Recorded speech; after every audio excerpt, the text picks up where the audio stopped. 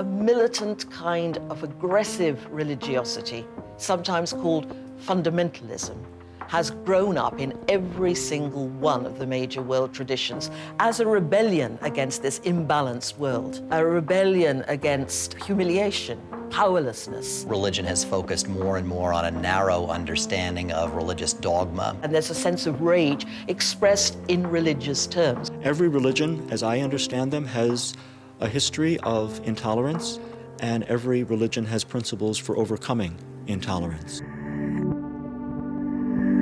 I want people to hear the compassionate voice of religion. I want to change the conversation and bring compassion to the forefront of people's attention. Compassion is at the heart of my religion. And religion, when it's done in a healthy way, should enhance that. It's recognizing each other's humanity. It's realizing that it doesn't matter if they're Jewish or Christian or Buddhist or Hindu or Islamic, is that they're a fellow human being, that they're suffering, and that that's avoidable. As a Muslim, you have to submit to the will of God, and submitting to the will of God means that you have to be compassionate and kind to your fellow human beings. That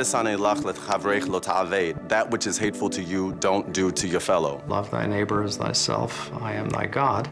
Don't do to others what you wouldn't like them to do to you. The golden rule is a golden rule in so many different world religions. And we need to somehow find a way to implement the golden rule globally so that we treat other nations, other peoples, whoever they may be, as we would wish to be treated ourselves.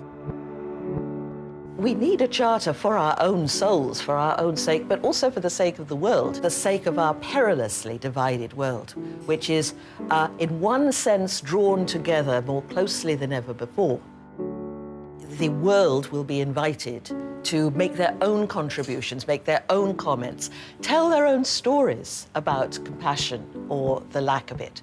The bus was rounding a hairpin corner and was suddenly sheared in half by a logging truck. I had broken my back, my pelvis, all my ribs. I had collapsed lungs and major internal injuries. At that point, a young man, not a doctor, not even a nurse, came and sewed up my arm with a needle and thread.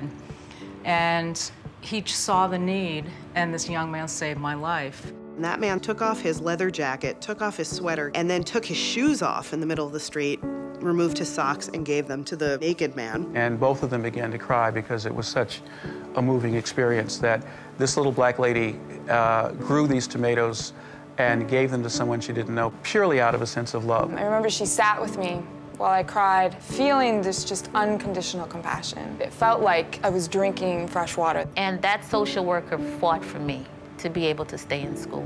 And from there, my life evolved. The task of our generation, whether we are religious people or secular people, is to build a global community where people of all persuasions can live together in peace and harmony.